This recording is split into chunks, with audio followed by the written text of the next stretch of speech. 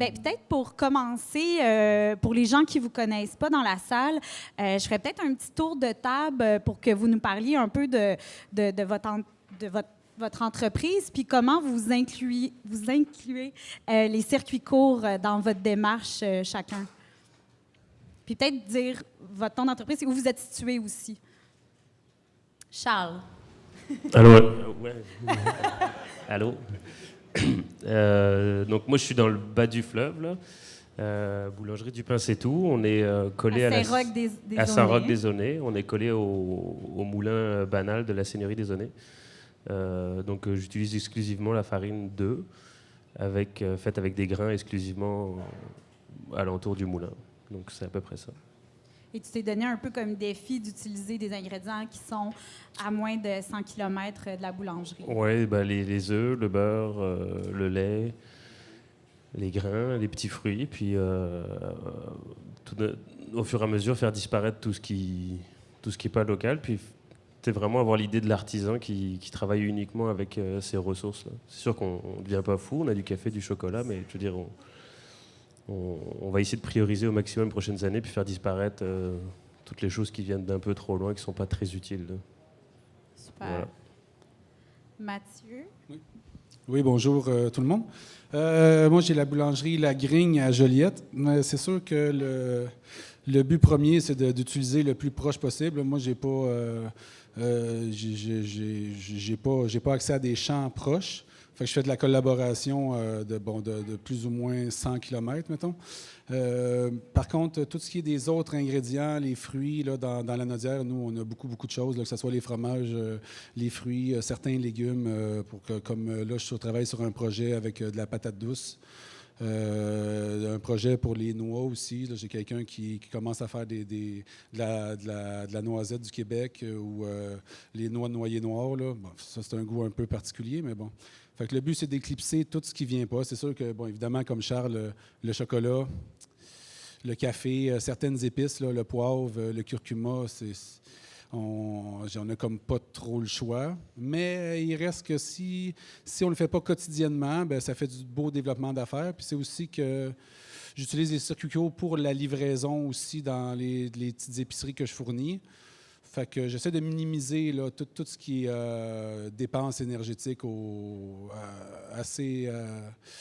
essayer d'être le plus responsable possible là-dessus. Mais c'est un travail de longue haleine, hein, fait que on va y arriver. C'est juste qu'il faut un petit peu, pas juste y croire. En fait, il faut serrer à la vis sur certains trucs aussi là.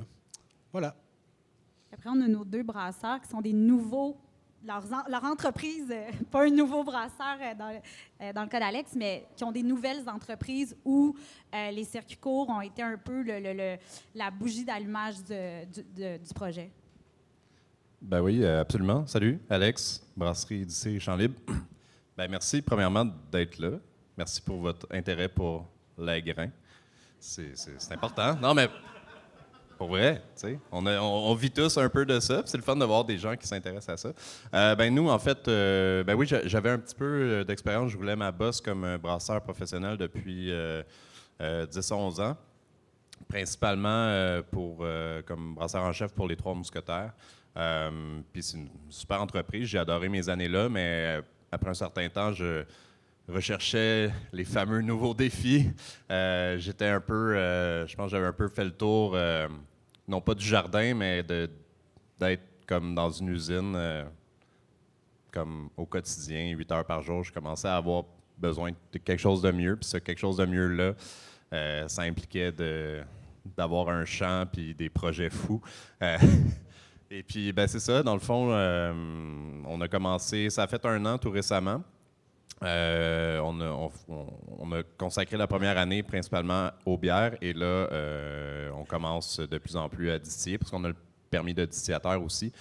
Et autant pour les bières que pour les spiritueux, on veut vraiment travailler le plus possible avec des matières premières locales. On veut faire notre gin, notre whisky, vraiment du grain à la bouteille, ce qui est étonnamment peu commun. Il y a beaucoup de distilleries qui vont travailler à partir d'un alcool neutre, qui vont acheter ailleurs, puis ils vont soit l'affiner ou l'aromatiser. Mais nous, on s'est mis comme défi de le faire from scratch. Pour ce qui est des maltes, en fait, on travaille principalement avec l'orge. Notre principal fournisseur, c'est la malterie Côte-la-Flamme, qui est en Beauce. Puis eux, en fait, toute l'orge est certifiée Agri-Nature, qui est, corrigez-moi si je me trompe, qui est juste l'étape comme en dessous du bio, là. Donc c'est sans intrants chimiques, sans engrais. Puis on veut éventuellement cultiver aussi de plus en plus sur place. On a fait l'été dernier un tout petit test je ne sais pas si tu veux qu'on en parle tantôt. C'est peut-être plus une présentation. Ben là, t'es lancé. Oui, je suis lancé. Vas-y, donc. Ben, c'est ça, on a fait un petit projet fou. On a littéralement comme démarré l'entreprise au printemps 2018, puis à l'été 2018, on avait semé à peu près une demi-hectare juste pour tester si la variété d'orge avec notre sol, si ça fonctionnait bien. Puis on a tout semé à la main, puis fauché à la main avec une authentique faux que j'ai acheté sur Kijiji pour 50$. Puis je pensais donc que ça allait être facile, puis c'était pas facile pantoute, mais c'est ça. Donc, vous avez toujours pas fini de trier votre orge, à ce que j'ai compris? Mais on s'est rendu compte que, tu sais, battre le grain, là, moi, dans ma tête, c'est comme on va secouer ça, puis là, le grain va tomber, puis no. Ça s'est pas passé comme ça. C'est beaucoup de travail, mais c'est quand même quelque chose qu'on veut faire. Là, on s'est juste rendu compte qu'on avait beaucoup de brou dans le toupette, sans mauvais jeu de mots. Fait que là, on s'est dit, OK, tant qu'à se garrocher puis à le faire comme n'importe comment, on va vraiment se concentrer sur démarrer l'entreprise, faire des bières, commencer les spiritueux, puis graduellement, là, on va commencer à cultiver de plus en plus. Mais on a des arbres fruitiers, on a une ruche, puis même pour les trucs, tu parlais de curcuma, puis il y a des trucs exotiques qui ne poussent pas nécessairement au Québec. Mais on a aussi... oui, mais on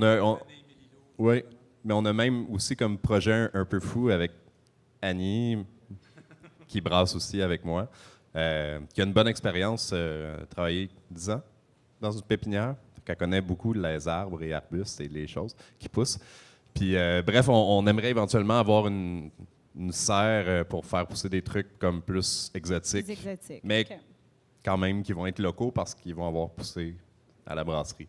Fait que c'est un peu ça. Désolé, j'ai pris trop de temps. Mais... On va revenir. Ben oui, on va revenir. De toute façon.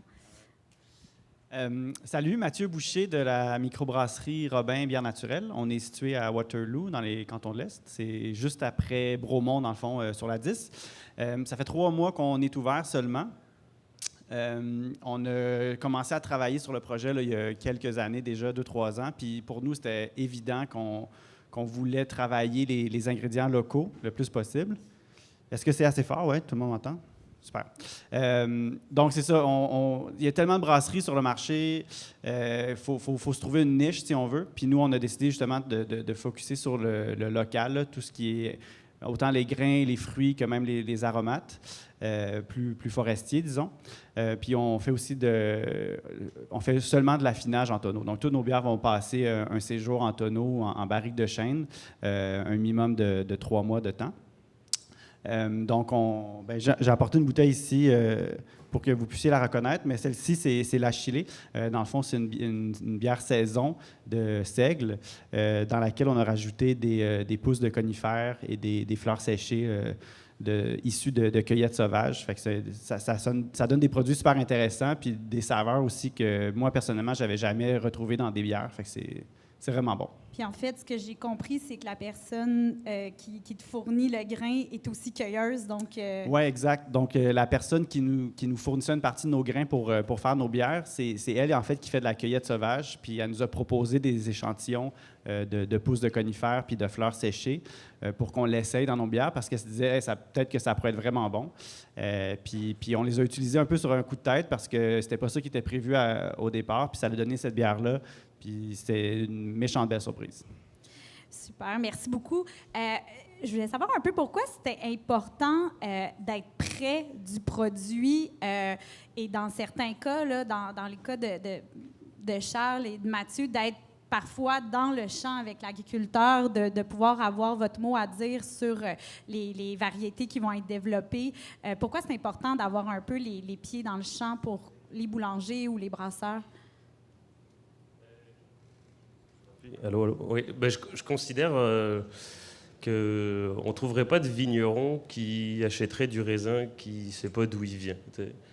Donc, j'irai pas dire que je suis proche d'un vigneron, enfin, c'est un autre métier, mais je trouvais pour moi important de connaître ma matière première. Je suis très sur des pains nature, et c'est un trait de caractère que je ne saurais pas expliquer, ou je sais pas, c'est parce que j'ai peut-être grandi comme une tomate hors sol en fibre de coco, puis là, j'essaie de m'enraciner, mais je peux pas m'empêcher d'aller parcourir des champs, puis de comprendre ce qui se passe au champ pour faire mon pain. Pourtant, on n'en a pas vraiment besoin. Je suis capable de faire du pain sans connaître le champ, mais pour moi, c'est primordial. Puis après, le truc qui est très important, c'est que finalement, je me retrouve avec un agriculteur, avec une relation avec lui. Puis après qu'il ait fait une récolte de blé que moi, je vais utiliser, il faut qu'il fasse quelque chose d'autre. Puis là, j'ai vraiment le souci de lui trouver un autre marché, comme mettre du blé, c'est bien, puis mettre de l'orge après, c'est le fun. Puis là, il faut comme réussir à connecter avec les brassas, puis remplir comme sa rotation avec les entreprises de quoi. Mais c'est vrai que moi, c'est un trait de caractère qui fait que je ne sais pas pourquoi vraiment l'expliquer, mais j'ai besoin d'être au champ. Puis je pense à un vigneron, il est tout le temps avec sa vigne, il la comprend, puis il fait du vin avec. Puis moi, mon pain me parle plus quand je sais qu'il y a un peu de Bernard, il y a un peu de Claudel dedans, et ça fait plus de sens, là, je trouve, pour moi. Même Mathieu, Mathieu, mais vas-y, Mathieu. Oui, bien, en fait, je pense que pour la bière, c'est un peu similaire quand même. Ce qui est intéressant, c'est vraiment d'avoir un goût du terroir là, qui va varier de brasserie en brasserie parce qu'on n'est pas établi à la même place.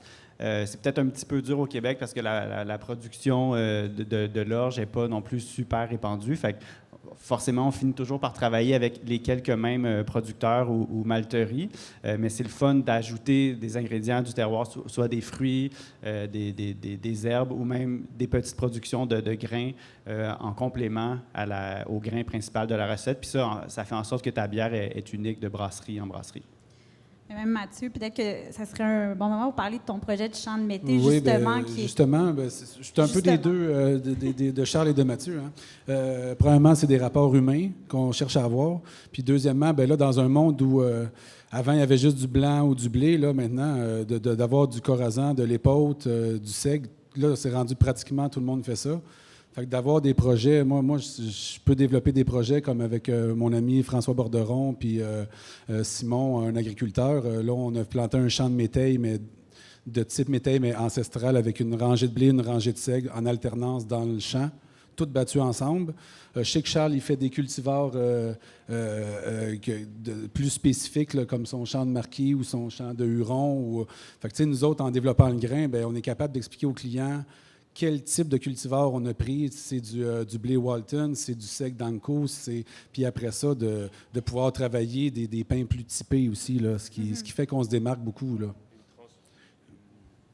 C'est une certaine transparence avec le consommateur. Je pense qu'aujourd'hui, on a besoin de le connecter et de dire je connais ma matière première, puis elle vient d'ici, à cet endroit-là. Puis je trouve que les gens nous le demandent de plus en plus. Puis pour un artisan, c'est quand même très agréable de savoir d'où ça vient. Un ébéniste, il sait qu'il est en train de faire quel type de bois. Et puis je pense que pour un boulanger, c'est important de savoir d'où ça vient, puis de pouvoir l'expliquer. Là. Les micros fonctionnent tout seuls. Vous n'avez pas besoin de peser sur des pitons. Ils vont s'allumer tout seuls. Je pense qu'économiquement aussi, d'aller vers le petit agriculteur, ça fait que l'argent est réinvesti dans notre cercle. Là, comme les champs, il faut les mettre en jachère. Là, nous autres, il faut que l'argent reste aussi. Bon, c'est sûr que ça reste de l'argent, mais on a des entreprises, il faut quand même payer les billes aussi. Puis si on a du pécule, on peut avancer dans d'autres projets aussi. Fait que... Et en faire profiter toute la région dans laquelle vous êtes implanté. Absolument, tout à fait. C'est autant dans le cas de boulanger que de brasseur, je pense que c'est... Maintenant, là, en 2019, on s'entend, quand on démarre une entreprise, ou même dans votre cas, je pense que ça fait un peu plus longtemps, mais le consommateur... Il ne veut plus juste acheter un produit, il veut acheter une idée, il veut acheter un concept, il veut acheter une valeur, une philosophie, si on veut. Nous, dans la bière, là, si j'arrive avec un clone de Molson Export, genre, le monde va dire, OK, ouais, OK, t'es plus petit, tu l'as brassé comme à Mercier, à côté de Châteauguay, mais côté goût, pourquoi j'achèterais ça? Tu vas me la vendre plus cher parce que tu n'es pas capable d'avoir des économies de volume comme eux. j'ai aucun intérêt à me battre gustativement, si on veut, contre eux. Puis je prends que dans votre cas, tu sais, pourquoi tu ferais un pain tranché blanc qui goûte rien? Tout le monde peut faire du pain et de la bière chez eux. Hein. C'est ça. Fait que, tu sais, c'est pour ça que nous, oui, tu sais, Champ Libre, comme tu disais, c'est une entreprise, faut vivre, on a des familles à nourrir, puis, tu sais, mais on vend pas juste de la bière, on communique une philosophie, puis on veut idéalement qu'elle soit contagieuse, tu sais, parce que, tu sais, il y a assez d'affaires qui vont mal dans le monde, mais on se dit, si on peut procurer un peu de bonheur, tu sais, à travers, ben oui, de la bière, mais ou du pain, ou, tu sais, c'est... Mais ça vient qu'une certaine responsabilité, ça, de votre part, comme entrepreneur, en fait, de faire affaire avec, tu sais, des petits producteurs. Ouais. Une fois que tu t'es engagé à leur acheter de la matière première, ils sont un peu dépendants, donc vous avez une certaine responsabilité. C'est sûr, mais il y a une super... bonne communication, je le terme anglais back and forth, là, vraiment, faut échanger beaucoup avec eux, puis ça les aide à s'améliorer, ça nous aide aussi à nous améliorer. Moi, que je mentionnais que j'ai roulé ma bosse longtemps aux Trois Mousquetaires, mais on a été une des premières, sinon la première microbrasserie à convertir la totalité de ses recettes au malt québécois, parce que la plupart des microbrasseries, en fait, n'utilisent même pas de malt d'orge qui proviennent du Québec. Puis, mais c'était pas une question de goût, à un moment donné? Les gens, oui, parce qu'au début, c'était comme, ouais, OK, l'orge du Québec, on sait bien, tu sais, ça goûte le jus de raisin. Comme, OK, attends un peu. Pourquoi ça goûte ça? Est-ce que c'est vraiment l'orge qui a trop de protéines, pas assez de protéines? Parce que notre climat est humide, nos étés sont humides au Québec. Tu sais, dans les prairies, les étés sont relativement secs. Quoique, bon, je ne sais pas, avec les changements climatiques, ça va peut-être varier, mais bref, au Québec, c'est pas toutes les variétés d'orge qui vont bien avec notre climat. Puis des fois, c'est tellement humide qu'il va y avoir des maladies qui peuvent se développer ou peu importe. Fait qu'il y a eu vraiment beaucoup de communication. Quand j'ai commencé, c'est surtout la malterie Frontenac. Maintenant, il y en a d'autres. Mais comme on était une des principales brasseries en termes de volume à utiliser son malt, cette communication-là, ce feedback-là entre lui et moi a vraiment été utile, lui pour s'améliorer, puis moi pour comprendre travailler avec son produit, comprendre le que mieux c'est pas un malt, tu sais, que c'est Prends le micro. Quand on disait la responsabilité, elle vient toujours aussi avec une exclusivité. Fait que moi, j'ai une responsabilité envers l'agriculteur, mais lui, il m'amène une exclusivité d'un produit que si tu veux, il faut que tu viennes le chercher chez nous. Fait que, tu sais, c'est... Lui, son malt, si tu le veux, chez eux. Si tu veux du Huron, c'est chez eux. Si tu veux le vrai métal, c'est chez nous, puis chez Borderon. Puis là, un moment donné, on va se mettre à se faire des échanges là-dedans. Puis peut-être que tout le monde ensemble, tout ça va lever aussi. Puis ça va être un genre de respect mutuel, tu sais. Puis ça valorise leur travail aussi. Je pense oui, que c'est Charles oui. qui m'a dit ça au téléphone. Il me disait, bien, eux, bon, ils vont manger notre pain, ils vont manger ton pain, ils vont boire votre bière. Puis j'imagine qu'il y a une fierté aussi qui vient de ça aussi, que leur travail soit valorisé et transformé et apprécié par vous, mais par les consommateurs aussi, qui, eux aussi, ont une responsabilité aussi dans ce cercle-là aussi. Ils font partie de l'équation. Oui? Ben, c'est un peu ça. Moi, j'existe parce que j'ai les gens du village qui viennent. Donc, tu sais, souvent, je leur dis, c'est pas ma boulangerie, c'est la vôtre. Là. Si demain, vous venez pas manger de pain chez moi, regarde, je serai pas là. Donc, tu sais, c'est là où la responsabilité, où finalement, plus j'avance dans ma boulangerie, plus je me rends compte que c'était pas une question juste de coût carbone ou d'écologie, mais c'était une écologie familiale, puis le circuit court de l'économie qui était important, tu sais, où les gens se reconnaissent dans le produit parce que tu apprends que lui, c'est le cousin de Bernard, puis là, il a le blé, puis tout d'un coup, les gens ont fait du vélo, puis là, ils ont vu un champ de blé, puis là, ils viennent me voir, ils me disent, sais-tu un champ que tu vas transformer en pain et tout? Et tu sais, tout d'un coup, les gens se retrouvent à graviter autour de ça, et effectivement, le circuit court, et souvent, on le démarre pour l'écologie ou pour le goût, puis au final, tout d'un coup, on se rend compte qu'il y a toute une famille qui gravite autour de ça et que les gens nous font vivre... Il y a un aspect humain, tu sais. C'est ça qui est extrêmement valorisant comme entrepreneur. C'est de voir la fierté des gens aussi, tu sais, de consommer un aspect local, puis de voir aussi, ah ouais, OK, ben, du pain, c'est pas juste fait avec de la farine, ben, mais la farine... la farine vient de quelque part, puis ce quelque part-là, ben, ça pousse dans le champ que je passe à côté en vélo. Moi, je trouve ça absolument formidable. Ça transmet beaucoup d'émotions.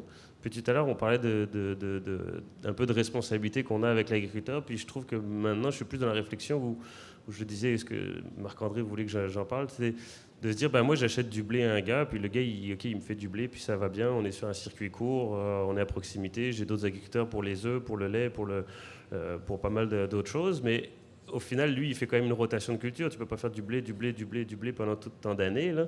Donc tout d'un coup, moi je vais acheter du blé, mais lui, l'année prochaine, il faut qu'il fasse autre chose. Donc c'est là où je me rends compte qu'au final, je suis en train de tisser des liens avec d'autres personnes pour dire, mais lui, il aurait besoin de ça, donc tu pourrais l'incorporer dans ta deuxième rotation, puis lui, il a besoin de ça, donc on a trouvé une troisième rotation, puis là, d'essayer de trouver des cycles de 4 ans ou 5 ans, mais les 5 ans, c'est 5 produits, puis c'est 5 débouchés régionaux.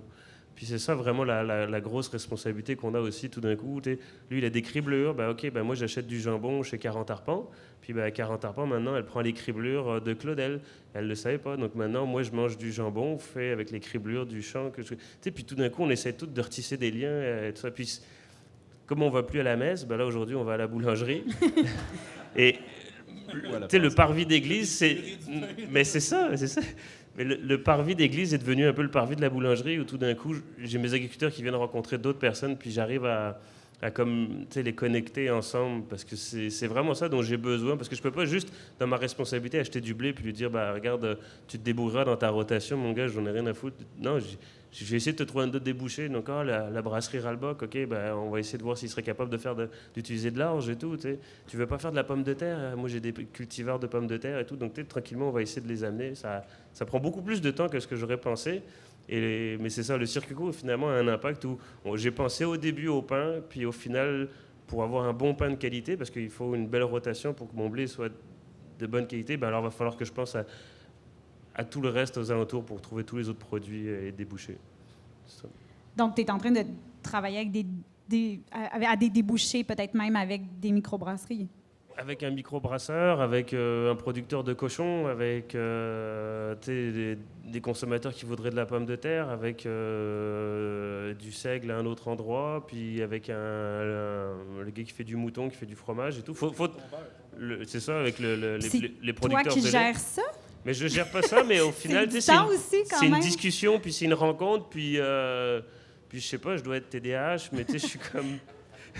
je suis tout le temps en train de parler et tout le temps en train d'essayer de les stimuler, parce que je me rends compte qu'il y a des gens, ça fait 8 générations qui font l'agriculture, puis moi j'arrive... De la même façon? Ouais, mais dans le sens, c'est leur famille, puis là tout d'un coup, ça fait 3 ans que je suis là, puis comment ça se fait que moi j'ai réussi à connecter 2 familles ensemble qui étaient à 20 km sur un même produit, donc... Et en fait, j'essaye vraiment de faire des connexions. Après, c'est eux qui vont faire la job, là, mais je veux juste les connecter. C'est la passion aussi qui parle. C'est quand on aime ça, à un moment donné, moi, je peux pas juste me contenter de rentrer le matin puis de faire ma journée. Puis, à un moment donné, quand tu aimes ça puis que les gens te le rendent bien parce qu'ils aiment le produit, puis à un moment donné, mais cet amour-là est contagieux, mesdames et messieurs. C'est important, puis c'est tellement comme... Non, mais c'est vrai. J'ai l'air... Non, je suis sobre, je vous rassure, mais mais c'est juste dans notre industrie, souvent, puis c'est la première fois qu'on se rencontre aujourd'hui, mais je vois dans ton regard la même passion qui brûle dans le mien. Désolé. Mais je veux pas casser votre bulle d'amour, mais il doit quand même avoir des... il doit quand même avoir des enjeux ou des difficultés. Oui, oui c'est beau, mais il doit avoir quand même certains enjeux auxquels vous vous frappez. Peut-être pas absolument. Non plus, mais il y a probablement des affaires plates, là, on s'entend, mais je pense que quand on est animé par cette passion-là puis qu'on veut la rendre comme contagieuse, mais ça rend les affaires plates moins plates. Ouais. Puis je sais pas, c'est une façon de voir la vie aussi. La grosse difficulté, c'est l'agronomie, la connaissance des agriculteurs en agronomie, parce qu'ils découvrent des rotations qu'ils ne connaissent plus. Et donc, il y a cette grosse difficulté-là. Puis l'autre, il y a la difficulté financière. Et comme je le disais, faire du grain mélangé pour des poules à 550 $ la tonne, faire du grain de blé à pain à 625, alors qu'il y a beaucoup de critères compliqués. Le gars, il peut... donc il y a une difficulté financière de quand même réussir qu'on arrive tous à vivre. Là. On s'entend, moi, le jambon que j'achète, il est quand même à un prix assez. Mes œufs aussi. Mon beurre, il est plus cher que tout le monde. Ma farine est plus chère que tout le monde et tout. Donc, il y a cette réalité financière-là. Puis après, au niveau agricole, pour le circuit court, l'agriculteur, souvent, on lui va demander des produits ou des techniques.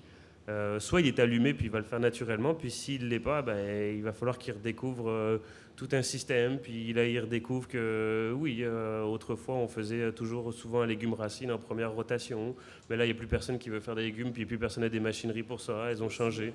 Donc, en production aussi, si nous autres, au champ, le rendement, le métail, là, cette année, on a eu... il est fini, on n'a plus, là. Ça a duré 4 mois, là, genre, puis voilà. Fait que l'année prochaine, on va faire x5 sur le rendement. Ça va être de la prévision, il va falloir le vendre. Est-ce qu'on peut promettre au monde qu'on va en avoir toute l'année? Non. Est-ce qu'il va être de la même qualité que cette année? On ne le sait pas. Et moi, dans le fournil, j'ai de la technique à ajuster. Toi, en brasserie, tu dois avoir des proportions à ajuster parce que le goût change tout le temps, de l'eau en l'eau. Constamment. Constamment. Mais ça c'est, tu sais, on rigole, là, moi je suis artisan, mais l'artisan, c'est ça, être artisan, c'est de s'ajuster. Là. Ah, c'est ça. C'est le plaisir. Après ça, tu te dis, ça demande du travail, mais tu sais, nous autres, les heures, moi je pense pas qu'on compte les heures. Là. Un matin, j'étais dans une boulangerie avec Charles, en train de parler de farine avant de venir ici. Techniquement, on est en congé aujourd'hui, là, tu sais, fait que c'est ça. Mais est-ce qu'il y a une partie du poids de ça, elle se retrouve chez le consommateur qu'il faut qu'il soit prêt aussi à il payer assume, le prix, oui, le consommateur, il faut qu'il assume que des fois... Toi-même, dans ton modèle d'affaires de boulangerie, oui, il y a une partie de la responsabilité qui est chez le consommateur qui doit réserver son pain à l'avance. Oui, c'est sûr, mais après ça, moi, ma responsabilité, c'est que si le produit n'est pas tête, c'est de premièrement, il dit, regarde, il n'est pas super clean aujourd'hui, le produit, mais je suis capable d'y expliquer pourquoi. Fait qu'au moins... Si j'y fais un rabais ou j'y donne, souvent, il va me laisser pour la vraie valeur parce qu'il y a un échange, il y a un partenariat avec le client aussi. Si le client il se fait dropper un pain de marde, excusez l'expression, puis il se fait dire c'est le meilleur pain du monde, puis il faut que tu manges ça, il ne reviendra pas, il ne se sentira pas respecté là-dedans. Fait que, tu sais, déjà qu'il n'y a pas de législation artisanale, je pense que tu sais, les bières qu'on trouve dans les tablettes ne sont pas toutes bonnes, les pains qu'on achète dans les boulangeries ne sont pas tous bons. Si au moins ils sont capables d'expliquer pourquoi ils ne sont pas bons et pourquoi ils se sont plantés, déjà, il y a un respect qui se crée entre l'acheteur et le producteur. Là. Mais dans la bière, peut-être que vous avez moins cette latitude-là, je vais dire, de dire là, ce brassin-là, il n'est pas super top, alors que dans le pain, peut-être que ça s'explique plus, je ne sais pas. Ça s'explique plus parce que moi, je suis au comptoir, mais si moi, j'ai une vendeuse ou un vendeur, je pense pas qu'elle va être, ou la personne va prendre à moins que j'y donne 100 000 par année, mais il va falloir que j'en fasse du pain, payer un salaire de 100 000. Mais dans la bière, il me semble, des fois, il y a plus de recettes. Ou est-ce que tu peux plus déroger un peu? Est-ce que dans un...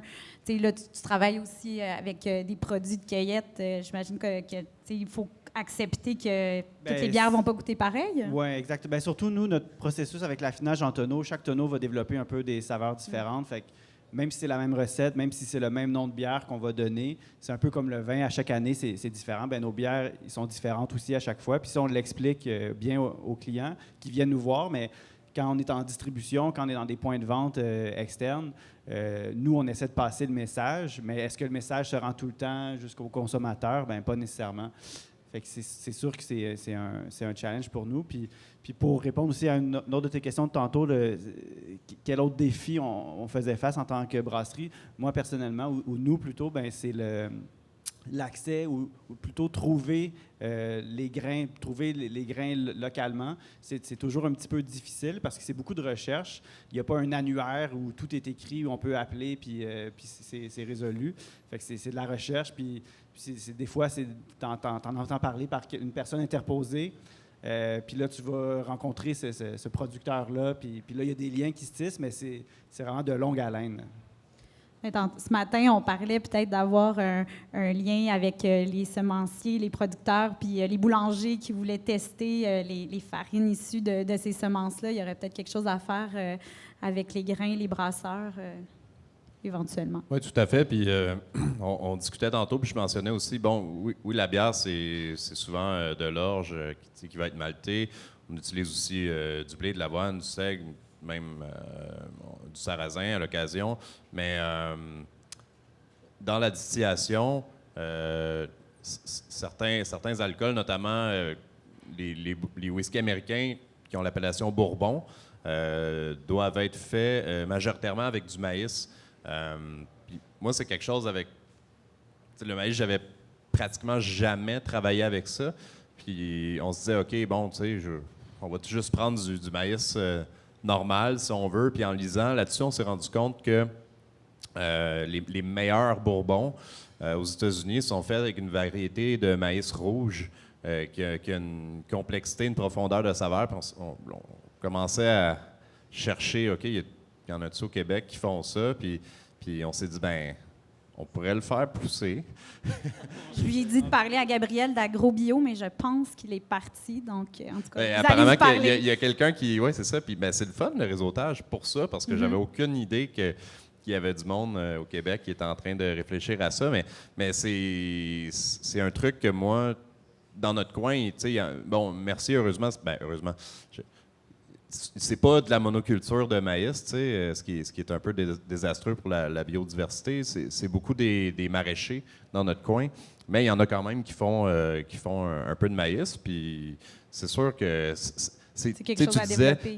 Il n'y a pas d'annuaire, il n'y a pas OK, Jean-Guy, lui, il fait du maïs, puis il serait bien game de faire une variété de maïs rouge qui va sûrement avoir un rendement beaucoup moindre, puis oui, on est prêt à y payer probablement un petit peu plus de la tonne, mais il sait qu'il ne va pas nous vendre 48 camions, là, on va peut-être y en prendre un.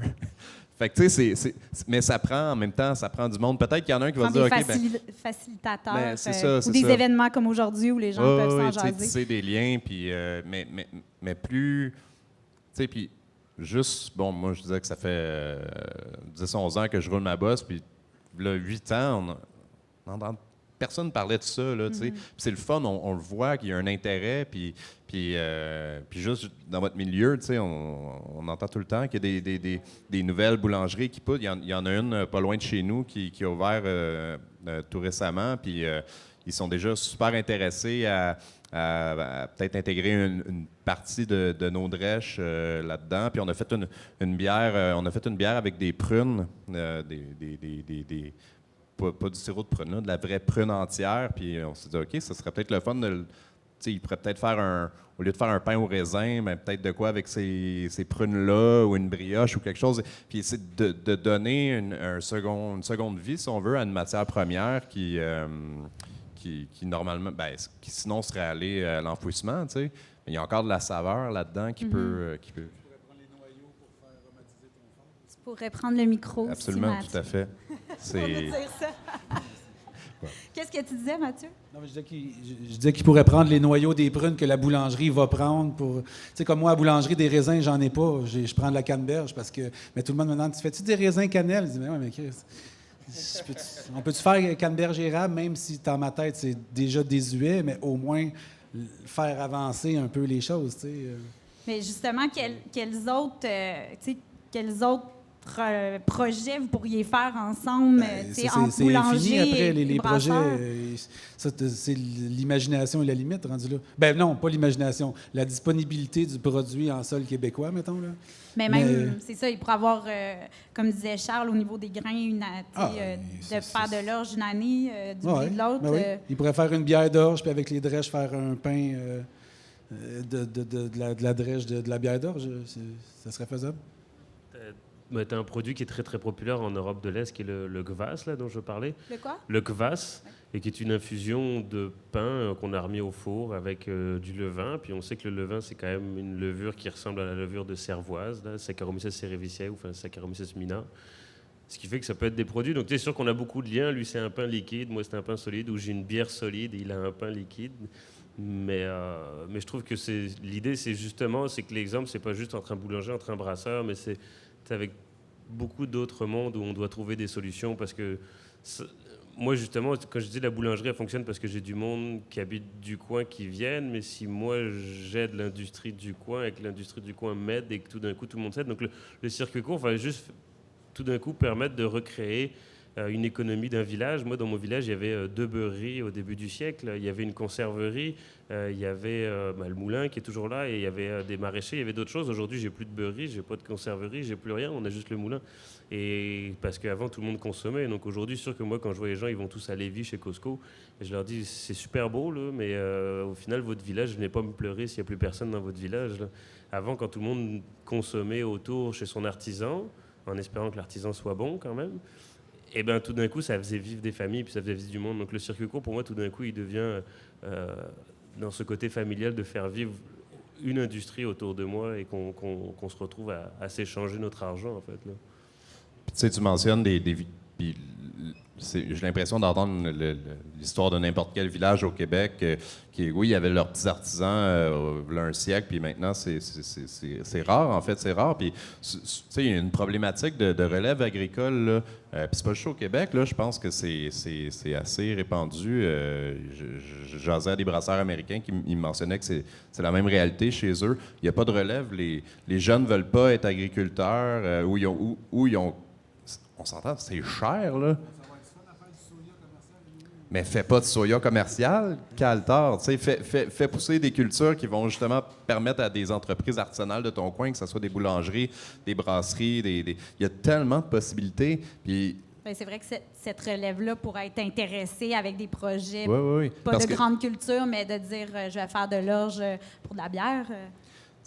C'est de la petite échelle. On est quand même vraiment dans la structure de petite échelle. Donc c'est sûr que quand le gars à côté de chez nous, il a 500 hectares, ben, pour faire un débouché sur ces 500 hectares, ben, si le monde consommait tous, on y arriverait, mais là, ça va être compliqué là, de lui trouver. Puis on s'entend, l'agriculteur, il faut qu'il vive lui aussi. Puis c'est tellement... S'il y a une sécheresse ou s'il pleut trop comme ce printemps, les champs étaient encore... Ils ne pouvaient même pas rentrer en tracteur dans les champs, c'était trop mou, il y a eu trop d'eau. C'est tellement plein de problématiques. Mais justement, en faisant de la monoculture, tu es un peu... désolé le terme, tu es un peu baisé. Là. Mais si tu... Non, mais si tu diversifies un petit peu ta culture, je pense que ça enlève un peu... le poids, ce stress-là D'où les débouchés avec d'autres entreprises pour justement aider le fermier, puis qu'il ait une confiance envers nous. Parce que finalement, il y a quelques fermiers qui vont venir vers nous en disant « je suis intéressé ». Moi, maintenant, on a lancé des grains, on a 3 variétés qu'on pourrait dire anciennes, qui datent du 19e, début 20e. Donc finalement... OK, là, ils ont vu que ça marchait. Là, il y a des gens qui viennent me voir maintenant qui me disent, ben là, moi, si tu veux, j'ai 100 hectares. Je suis comme, wow, j'aurais pas de débouché pour 100 hectares de blé ancien. On n'est pas rendu là encore. Mais tu sais, tout d'un coup, OK, bon, il y en a un qui est intéressé par le blé. Donc là, il va falloir après trouver les débouchés pour les autres, puis remplir leur portefeuille. Parce que eux, ils sont dans cette réalité-là. Là, ils ont tous un camion, un tracteur à payer. Puis ceux qui sont dans une mentalité un peu plus... d'après-guerre, ils ont souvent un endettement qui est assez conséquent. Donc, tout d'un coup, quand tu arrives avec un projet, tu dis, moi, j'aimerais ça avoir 100 kilos de graines de lin. Il est comme, qu'est-ce que tu veux que je fasse avec 100 kilos de graines de lin? Même mon semoir, il est trop gros pour que ça rentre. Et tout. Donc, faut vraiment innover pour essayer de trouver puis les amener quelque part. Après, si tout d'un coup, tout le monde se mettait à consommer localement, on ne serait pas dans cette difficulté de jardinage presque, d'horticulture, où tout d'un coup, c'est sur des petites surfaces. Mais c'est ça. Fait qu'il y a d'autres débouchés de collaboration ou d'utiliser autre que d'utiliser la drèche ou tout ça, mais ça reste encore à trouver. Puis même Mathieu, toi qui es nouveau aussi, là j'imagine que tu n'as pas encore. C'est ça, tu commences à faire tes liens avec des gens pour pouvoir voir les débouchés c'est ça, on commence à peine à essayer de créer des liens, mais c'est ça qui nous intéresse, puis c'est ça qu'on veut faire, mais ça se développe dans le temps. Fait que faut être patient. On va se revoir dans 2 ans, puis je t'en reparlerai. C'est bon. Oui. Vite fait, renchérir là-dessus. L'hiver dernier, en février, on a fait une collaboration avec la laiterie Chagnon, qui sont plus dans votre coin, en fait.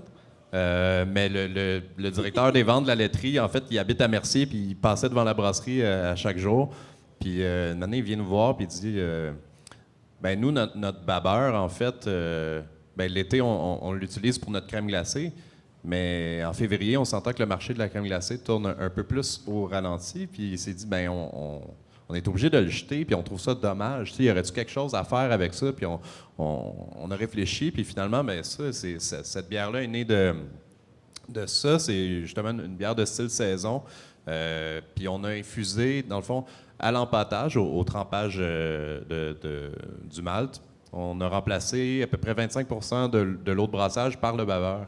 Donc, on se trouve à avoir infusé le malt avec le babeur, puis après ça, le processus normal a suivi son cours. On a filtré, on a fait l'ébullition, on a fermenté. Puis il y a même un petit peu, je parlais de mon projet fou d'avoir semé de l'orge puis de l'avoir fauché nous-mêmes, puis que c'était long et complexe, mais on a gardé aussi la paille de cette...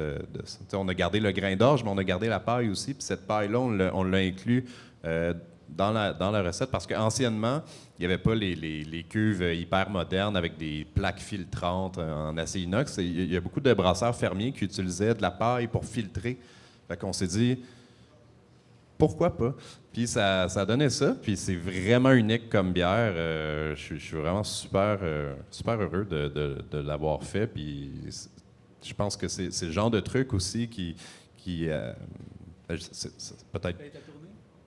Ouais, on va tout avoir une petite gorgée. Vous pourriez y goûter, absolument. Mais, tu sais, on parle de circuit court, en fait, puis de relations avec des agriculteurs. Puis, tu sais, oui, il y en a qui vont cultiver des céréales ou des légumes, peu importe, mais il y a des producteurs laitiers aussi qui n'auront pas nécessairement un immense troupeau. Tu sais, il y en a beaucoup, de plus en plus, en tout cas, des jeunes qui veulent être dans l'industrie laitière, mais là, qui n'ont pas les moyens d'acheter des quotas. C'est quand même hyper complexe aussi, mais ils ont des petits troupeaux, puis c'est le genre de choses que nous, bon, c'est sûr que les Chagnon sont quand même, ils ont beau être indépendants, sont quand même assez gros, mais je ne sais pas, de votre côté, c'est peut-être plus en pâtisserie, en boulangerie, je ne sais pas, mais le babeur, est-ce que c'est utilisé un peu? Ou? Il y a des pains, oui, il y a des pains de babeur, oui, c'est sûr que ça existe. Tu peux faire des pains demi, au lieu de mettre du lait, tu mets du babeur. Tu peux rafraîchir des levains avec du babeur. Là, tu as intérêt d'en faire du levain pour faire ça. Mais les idées sont là. Il y a beaucoup d'idées. Il y a beaucoup de choses à faire. Oui, faut juste. Après ça, il faut juste travailler. Si moi j'ai un over de babeur, je pourrais aussi peut-être l'amener chez des restaurateurs qui pourraient faire. Je sais pas, moi, montre-moi pour ton brunch, montre-moi une hollandaise au babeur. Ou je sais pas, trouve quelque chose, là. C'est pas compliqué, là. Bien, merci. Il va nous rester un petit 2 minutes pour des questions. Donc, si vous avez des questions, merci beaucoup pour cette discussion très intéressante. Ou des insultes aussi. Sinon, on va déguster de la bière. Non, mais est-ce que les mairies ou les collectivités locales vous aident? Parce que c'est eux aussi qui bénéficient d'une économie locale. Enfin, pour le pain ou pour la bière. Dans notre cas, je pourrais dire oui, quand même, parce qu'au début, quand je me suis installé, on a quand même eu la MRC qui nous a aidés. Après, si je prends l'exemple de marché terre à terre, marché de Lillet, terre à terre solutions écologiques, qui est un marché où on commande par Internet de producteurs biologiques de la région, que ce soit du mouton, du bison, de l'agneau, des légumes, du pain, tout ce genre de choses. L'aide de la MRC, les gens sont comme c'est bien, mais et puis au final tu veux demander un local à une municipalité, puis il n'y a rien qui sort là. Donc vous n'avez pas tant d'appui que ça. Ouais, ça va aider, mais c'est toujours un peu selon leur portefeuille, à quel moment, tu sais pas trop, c'est la pluie et le beau temps, donc tu les comprends pas trop. Ils vont faire des grandes campagnes marketing sur le territoire, puis faire venir les gens. Et puis d'un autre côté, tout d'un coup, il y a un McDonald's ou un Tim Hortons qui s'ouvre et tu perds une station essence sur la petite route 132 pour l'autoroute 20. Donc c'est un peu ordinaire. Ça, je pense que les municipalités, c'est toujours la même chose. Hein. À partir du moment où ils voient si le citoyen pousse dans un sens, la municipalité va suivre. S'il voit que tu es tout seul, la municipalité, elle va prendre parti techniquement pour le plus gros joueur. C'est dans son... Je pense que c'est dans son but. C'est bénéfique pour la municipalité. Parce qu'après ça, si elle supporte un petit puis ça marche pas, puis elle se fait taper sur les doigts, puis elle supporte pas le bon, puis l'autre, il marche, puis elle l'a pas backé, ça risque de se retourner contre elle. Fait que ça, mais il faut pas oublier que ça, c'est comme les petites entreprises comme nous autres ou comme tous ceux qui ont une tête puis du cœur.